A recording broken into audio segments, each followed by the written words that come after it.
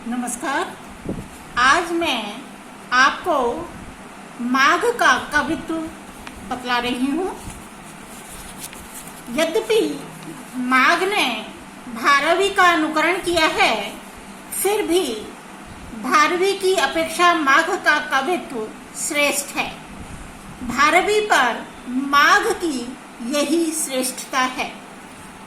भारवी शैव थे, अतएव उन्होंने शिव वरदान का वर्णन किया है, पर माघ वैष्णव थे, इसलिए उन्होंने विष्णु का यशोगान किया है और शिशुपाल पर उनकी विजय दिखलाई है। कवि का यही उद्देश्य भी है, जैसा कि उन्होंने स्वयं कहा है, लक्ष्मी पतेश्चरित कीर्तन मात्र चारु। रसिक जनों के लिए भारवी की अपेक्षा माघ में अधिक सरसता है। आलोचकों एवं सूक्तिकारों ने भारवी की अपेक्षा माघ को ही श्रेष्ठ बतलाया है। कहा है, तावत भारवेर भाति यावन माघस्य नो देहा। माघे संति त्रयो गुणः, अर्थात माघ में उपमा का वैशिष्ट्य, पद लालित्य तथा अर्थ गौरव, ये तीनों ही उत्कृष्ट गुण पाए जाते हैं। भले ही माघ में कालिदास जैसी प्रासादिकता एवं अभिव्यंजना शक्ति न हो, पर पद लालित्य एवं अर्थ गौरव की दृष्टि से माघ का स्थान वृहत त्रयी में सर्वश्रेष्ठ है।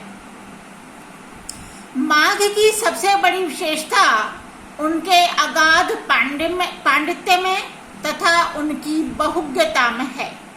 अनेक शास्त्रों का माघ को ज्ञान है और इसका स्थान स्थान पर उनके काव्य में परिचय मिलता है। इन विविध शास्त्रों के सिद्धांतों का माघ ने प्रसंगतः उल्लेख किया है। जिस प्रकार भारवी राजनीति एवं व्यवहार कुशलता में अद्वितीय कहे जाते हैं, उसी प्रकार शास्त्रज्ञता एवं दार्शनिकता के क्षेत्र में कवि माघ का स्थान सर्वोत्तम है। माघ वेद वेदांत के ज्ञाता तथा उच्च कोटि के वैयाकरण है। भाषा पर उनका अटूट अधिकार है। यद्यपि सांख्य योग आदि वर्णनों में कुछ पारिभाषिक शब्दों के प्रयोग से उनका काव्य कुछ कठिन अवश्य हो गया है, तथापि यह सब उनके अगाध पांडित्य के परिचायक है। सारांश यह है कि नीति शास्त्र, व्याकरण शास्त्र, अलंकार शास्त्र, संगीत शास्त्र, नाट्य शास्त्र तथा काम शास्त्र, ज्योतिष एवं आयुर्वेद आदि सभी के ज्ञान का परिचय हमें माघ काव्य में मिलता है। पर माघ की विशेषता पद लालित्य एवं अर्थ गौरव में सबसे बढ़कर है। माघ में उपमा का प्रयोग तो कहीं कहीं अति उत्तम बन पड़ा है। जिस प्रकार संचारणी दीपशिखे रात्रौ इत्यादि श्लोक में उपमा वैशिष्ट्य के कारण कालिदास को दीप शिखा कहा जाने लगा था, उसी प्रकार उदयति विततो ऊर्ध्वरश्मि रज्जौ इत्यादि श्लोकगत अभिनव कल्पना के कारण माघ को घंटापथ की उपाधि से विभूषित किया गया है। इसमें संदेह नहीं है कि उपमा के क्षेत्र में कालिदास अद्वितीय हैं, पर माघ कवि की भी उपमाएं कम रुचिकर नहीं है। आकाश से उतरते हुए नारद जी का भव्य चित्र जो उन्होंने वर्णित किया है, वो मैं आपको बतलाने जा रही हूँ। वो इस प्रकार है, दधान अम्भोरुहा केसर द्युतिर्जटः शरत चंद्र मरीचि रोचिषम विपाक पिंगास्तु हिन स्थली रूहो धराधरेन्द्रम व्रतति ततीरे। माघ के वर्णन भी बड़े ही सजीव एवं अलंकृत हैं।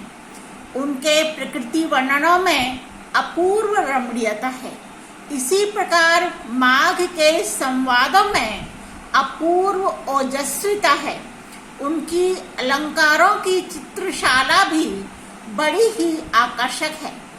ऐसा प्रतीत होता है कि माघ की दृष्टि में उत्तम काव्य का आदर्श है चित्रमयता, शाब्दिक एवं अर्थ प्रधान चमत्कारोत्पादक अलंकारों से सुसज्जित पद विन्यास, और इसका उन्होंने सफलतापूर्वक पालन भी किया है। अतः यह कहना अतियुक्ति न होगा कि माघ का काव्य अलंकृत शैली का चूड़ांत निदर्शन है, जिसका प्रभाव अन्य कवियों पर भी पड़ा है। माघ के काव्य में लंबे लंबे समासों का बाहुल्य है, कहीं भी शैथिल्य दृष्टिगत नहीं होता, पर वर्णन विस्तार तथा आलंकारिक चित्रमयता कहीं कहीं अवश्य वैरस्य उत्पादक बन गई है। माघ का प्रिय छंद मालिनी है, यद्यपि उनके काव्य में विविध छंदों का प्रयोग है। भाषा पर पूर्ण अधिकार होने के कारण उनका काव्य उत्तरोत्तर नवीन शब्दों का आगार है। इसीलिए माघ विषयक यह कथन सत्य प्रतीत होता है। नव सर्गे गते माघे नव शब्दों अपि न विद्यते।